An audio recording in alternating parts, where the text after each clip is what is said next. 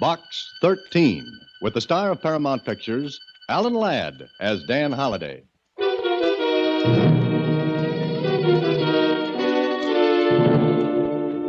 Box 13, care of the Starred Times. If you want adventure plus a little payoff, register at the Morris Hotel as John Johnson.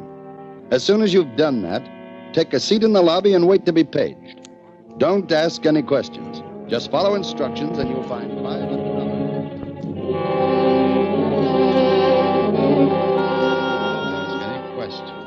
Just follow instructions and you'll find $500 waiting for you. Don't ask any questions, the letter said. I didn't. Not at first. But there were plenty that needed answering before this was wrapped up.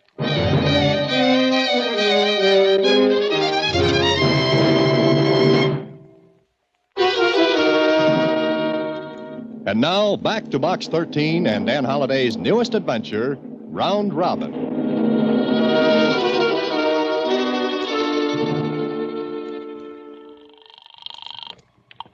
Good morning, Morris Hotel. I'd like to make a reservation, please. Certainly double or single room. Oh, just a minute. Mr. Holliday, What, Susie? do you want a double or single room at the Morris Hotel? Oh, make it a single. Okay. Hello? Yes, madam. That's a single room, please. It's for Mr. John Johnson, and he'll be in this afternoon before 2. Thank you. We'll hold the reservation until that time. Thank you. Goodbye. Well, that's that, Mr. Holliday. Mm-hmm. What a phony name. John Johnson. Why not Smith or Brown or Jones? You know, Mr. Holliday, it could just be that name is genuine. 5 will get you 10. The name is a phony. Well, maybe. Anyway, there'll be a reservation for you. Oh, do you want me to wait here till you get back? Susie, how many times have you said that? And how many times have you waited a long, long time? Lots of times. Oh, Mr. Holliday, I only hope that someday the wait isn't forever. That makes 2 of us. Okay, Susie, I'm off to the Morris Hotel, thinly disguised in name only as Mr. John Johnson.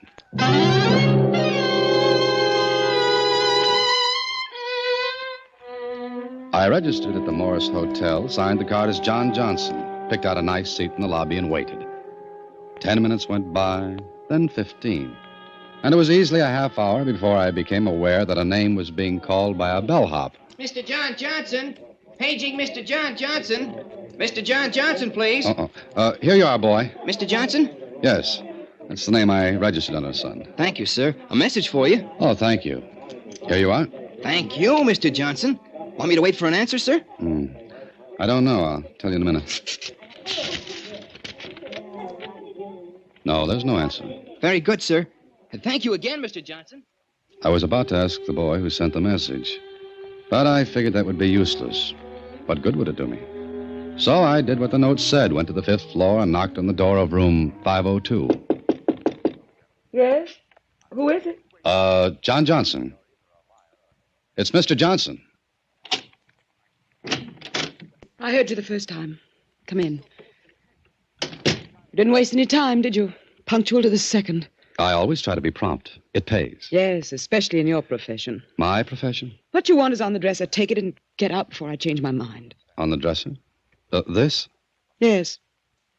Well, aren't you going to open it? Should I? You're very sure of yourself, aren't you? To tell you the truth, I'm not at all sure of anything at the moment. However, since we've apparently concluded our business, I may as well go. Yes, please do. No. Wait. Don't go out that door. Oh, the lady carries a Luger.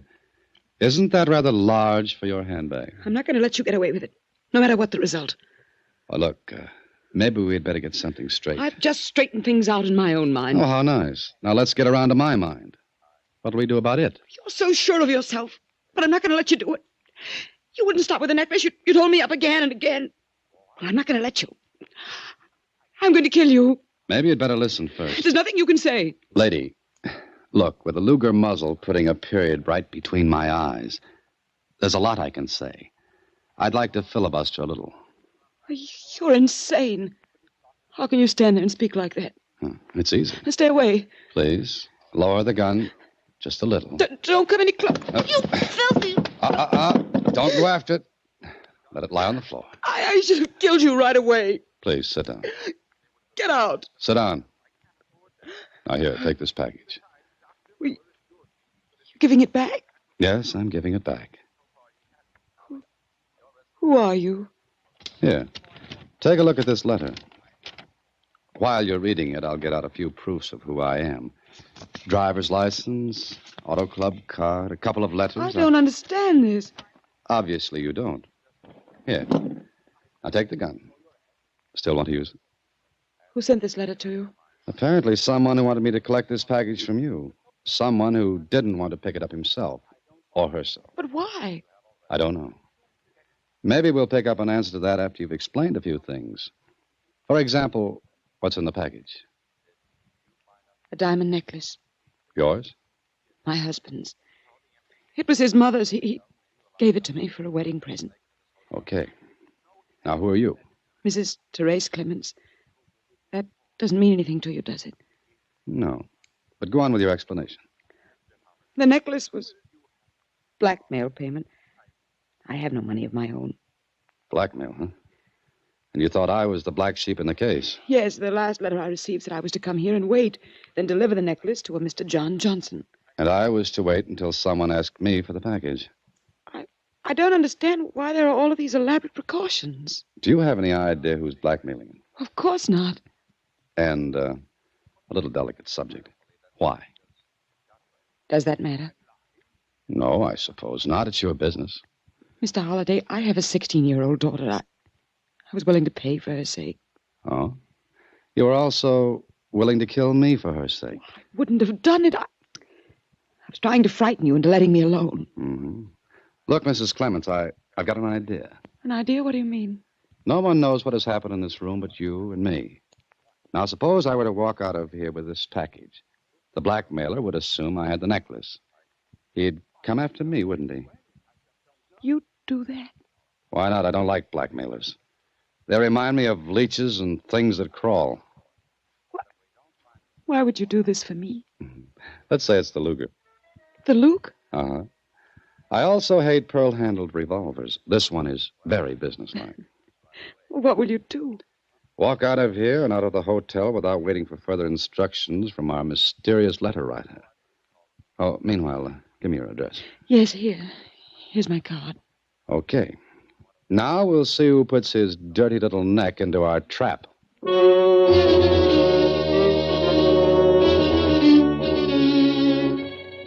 So I walked out of the Morris Hotel with a fake package tucked under my arm. I hurried away, jumped into a cab, and had the driver double back and forth through the streets while I kept looking back. Yes, there was someone following in another cab. And whoever it was thought I was trying the old trick of shaking a shadow. Well, that was fine with me because I was going to let him keep right on me. So I got out of my cab, ducked into a coffee shop, and sat at a table, waiting. Not for long, though. My boy got out of his cab and walked in. I waited until he passed my table and... Sorry. I guess I stuck my feet out too far. Did you hurt yourself? No, not at all. It's okay. Forget it. But I don't want to forget it. I'm fully covered by insurance. You might have to be treated for shock. Look, mister, I said it was okay. Let's forget the whole thing. Have some coffee with me. No, thanks. But I insist. Coffee's a good stimulant. You look a little pale. Maybe you're hurt worse than you think. What are you, a wise guy? No, you can think of something better than that. That crack went out with high-button shoes. Let go of my arm. Sit down. I'll call the cops. Please do. Right out the window, there's a large blue policeman. Tap on the window will get his attention. Okay, you're a lunatic. I'll sit down. Oh, good.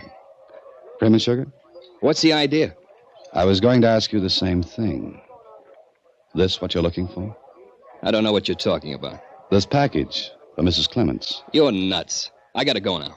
No, I think I'll call a cop. Okay, mister, call a cop. That one right outside. You wouldn't mind? Not at all. Here, take a look at these. What are they? Credentials. I'm a licensed operative for a private detective agency. Are these on the level? Why don't you check and find out? I will. Okay. Now, if you don't mind, I'll take off. With me. Why don't you get lost? With you. Come on, lead me to your private detective agency. I'm a very curious man.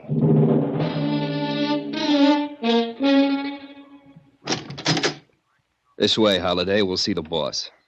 What's his name? Barrett. Mr. Barrett. In here. Mr. Barrett, Yeah, Phil. Who's that? the guy you wanted me to pick up at the Morris Hotel. Well, why bring him here? All you had to do is pick up a package from him. Maybe you better ask him all about it. Okay, I'll take it from here. That suits me. See you later. You. Close the door and come in.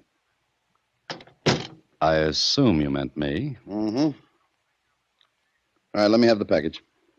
First, did you write this letter to me? Yeah, I did. Now you want your 500. No, you keep it. What? I said you keep it. As payment for giving me an answer to something. Like what? Did you know what was going to be in this package? Going to be? This one is nice and empty. What's the double cross for? For blackmail. What are you yammering about? Aren't you the nice, innocent boy? Cut it out. I was willing to pay you for a job. And I want to know why you had me pick up the package instead of one of your own men. Client's instructions. Confidential. You mean your client requested you to have the package picked up by me? Yeah. Who's your client? Sure. I'd tell you, just like that. Look, I didn't like the deal in the first place, but I was getting paid and I didn't ask questions. Can you prove what you're saying? To you? Yes. I don't have to. That's true. But you might have to prove it to the police. Look, I've got a license to run this agency, and I run it straight. So far, I've had no trouble with the force. So far? So far. What's that crack for? I don't believe you're telling the truth. No? Yeah, take a look at these, and then say that again. Here, a letter telling me to get you to pick up the package at the Morris Hotel. Your ad cut out of the Star Times. And you won't tell me who your client is? No. Not even if I told you that that package is worth about $100,000? Not even then. Aren't you even curious? I never get curious. Not even about blackmail? What? Now you're going to tell me you didn't know your client was set up to squeeze a blackmail payment. No, I didn't know. Well, it's true. There was a diamond necklace. It was blackmail payment, or it was to be. Oh, now you get hysterical. Is blackmail so funny? No, it's not. But, brother, it's going to be. What do you mean by that? None of your business. Look, you got in this on a rain check. Well, the rain's over. Meaning I'm out? Exactly. I'll take it from here. On what? On what my client pays me. And something tells me the ante's going up.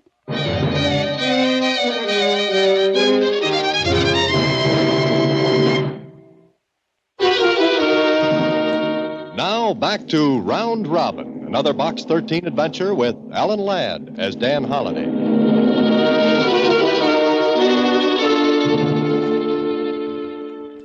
This was getting to be a round robin, with me chasing the robin and getting nowhere.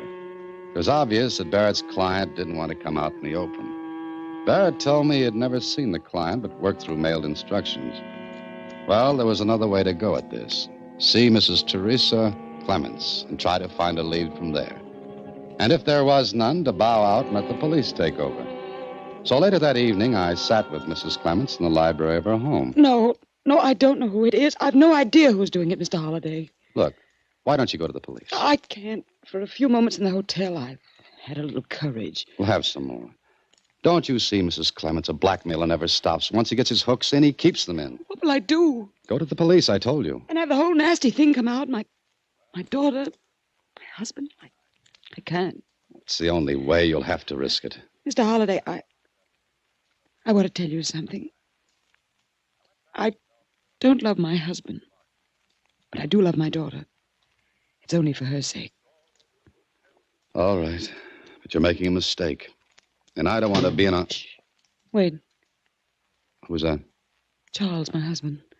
How will you explain me here? I'll take care of it. Now, please don't say anything, please. All right. Therese, where are you, dear? We're in here, the library, Charles. Therese, I want you to... Oh, Charles, this is Mr. Holliday. Mr. Holliday, my husband, Charles. how do you do? My pleasure, Mr. Clements. Am I intruding? No, Mr. Holliday's an old friend. Oh, of course. By the way, Teresa, there was a letter for you on the table in the hallway. I brought it for you. Thank you. Here you are. Will you stay for dinner, Mr. Holliday? Oh, no, thank you, Mr. Clements. I dropped in for only a few minutes, just to say hello. Well, if you'll excuse me. Glad to meet you, Holliday. Thank you. I hope to see you again. Mrs. Clements, what's the matter? Look, this letter, it's from... The blackmailer. Yes, my last chance, he says. Mail the necklace to general delivery, box 18. Your last chance. I've got to do it. The envelope's postmarked 2:30 this afternoon. Sent special delivery. What will I do? Mail the necklace if you want to. Is there anything left for me? Okay, if that's the way you feel about it. It has to be. All right, Mrs. Clements. Goodbye.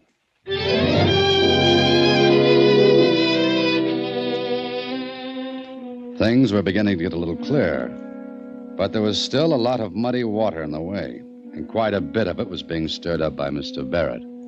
I called his office, found out he was in, and went over to see him. What do you want now, Holliday? Can't you guess, Barrett? Look, I was just getting set to leave here when you called. I'm still set to leave, get it? Yeah, I get it. You said you ran this agency straight, didn't you? Yeah, why? Why don't you keep running it that way?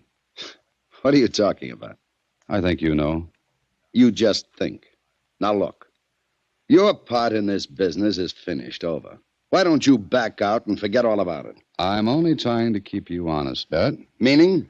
I'll give you one more chance to tell me who your client is. That is confidential. That's good for you, isn't it? Yeah, it is. It gives you the chance to do a little squeezing yourself. Beat it, Holliday. Barrett, you guessed who your client was, didn't you? Look, I'm closing the office now, Holliday. If you want to stick around here and twiddle your thumbs, okay, but I'm going. All right. Mind if I use your phone? Help yourself. Mind handing me your phone directory? You want to split the rent for this place with me. Here. Is this a private call? You want me to leave my own office? No, stick around. Mm-hmm. Here we are. Are you sure you don't want me to leave? After all, a man has to have some privacy, or don't you know that? No, it's okay, Barrett. You'll enjoy this. Hello? Mrs. Clements, please. Hey, what are you doing? You'll find out. This is Mrs. Clemens speaking. Oh, Mrs. Clements, this is Dan Holliday. Did you put that in the mail? Yes, When? just a few minutes ago. Oh, thanks. Thanks, that's all I wanted to know. Is something wrong? Oh, no. Everything's all right. Goodbye. Well, you've made your phone call. Now will you get out? Yeah. Now I'll get out. And Barrett. Yes? Here's hoping you don't end up in the red.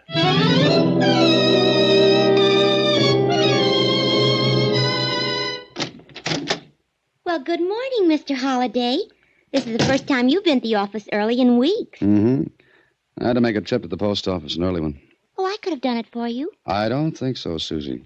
I wanted to watch for someone. Watch for someone? Who? Nobody. Didn't you get up a little too early? Thank you, Susie. What did you mean, you watch for nobody? Just what I said. I watched a little box at general delivery, box 18. There was nothing in it, and no one went to it. And why'd you watch it? For what I knew I wasn't going to see. I'll go out and get some coffee. It is early. Just hand me the phone book. Oh, which one? The yellow one. Does all this have to do with Mr. John Johnson? Here we are. Susie, I want you to do something for me. What, Mr. Holliday? Find out all you can about Mr. and Mrs. Charles Clements. Here's their card and their address. Well, how'll I do it? Call Lieutenant Kling at headquarters. Also these numbers. Oh, what are they? Places where you can lose money heavily. Hello? Hello, Barrett. Yeah, who's this? This is Holliday. What do you want now?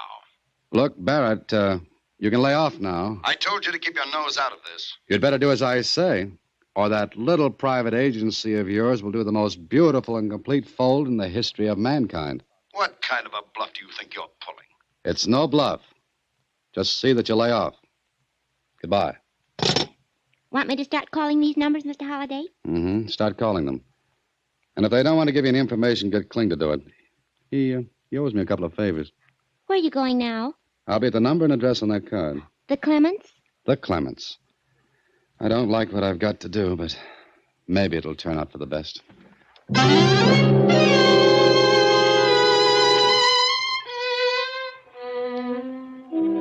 Maybe I was wrong, but I was almost sure I was right. It all depended on what Susie found out. And if she found out what I had a hunch about she would, then I'd have the whole thing wrapped up neatly. So I went to the Clements place and again sat with Mrs. Clements in the library. But I don't understand, Mr. Holliday. I sent the package. It should have been there. But it wasn't. I watched that box for nearly an hour. Every other box around it had mail in it. Number 18 didn't. Well, someone got there before you did. Oh, no, I got there before the post office opened. Well, then what happened? Where's your husband? Charles? He's upstairs. What do you want with him? You're not going to tell him. Will you get him down here? But why? Please do as I No. say. No, I won't. Then I'll go up to him. Wait. I'll get him down here. That's better. Oh, incidentally, don't worry about Mr. Barrett anymore. That's all cleaned up. Barrett? Yes, that's right. Now, you go get your husband. Oh, if the phone rings, I'll answer it because it'll be for me. All right. I'll be back in just a moment. Please do.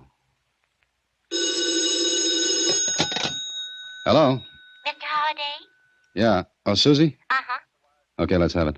How did you know I'd find out all this? Just a hunch? What'd you learn? Well, there was a lot of money lost. Gambling. Then it was suddenly paid off. That's right. Okay, Susie, thanks. That's all. Oh, when will you be back? In a little while. Goodbye.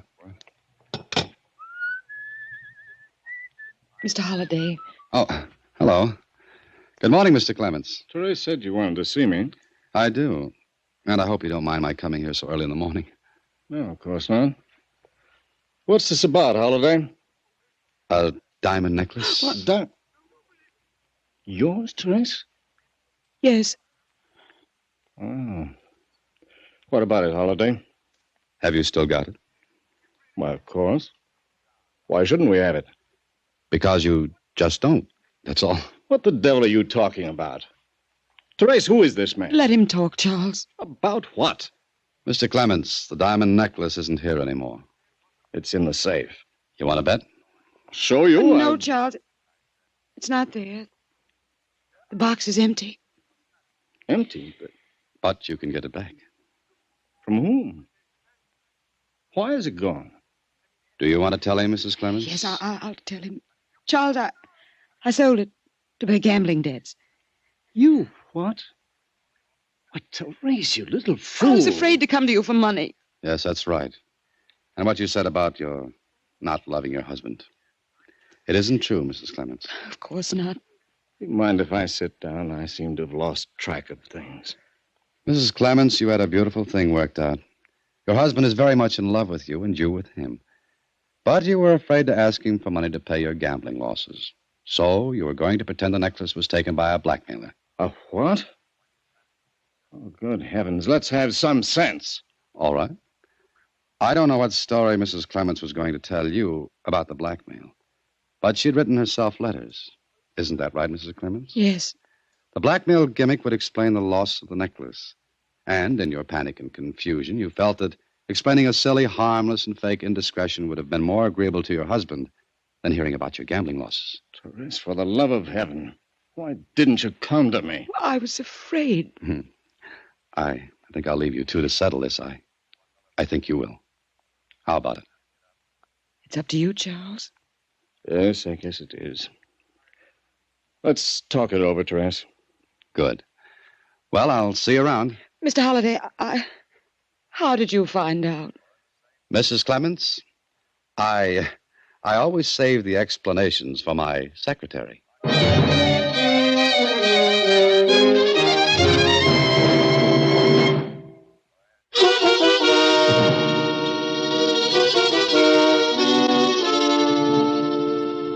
But how'd you find out, Mr. Holliday? Mrs. Clements told me herself. She didn't do anything of the kind. Well, not in so many words, Susie, but the business of getting me to pick up the necklace, that was phony. Why?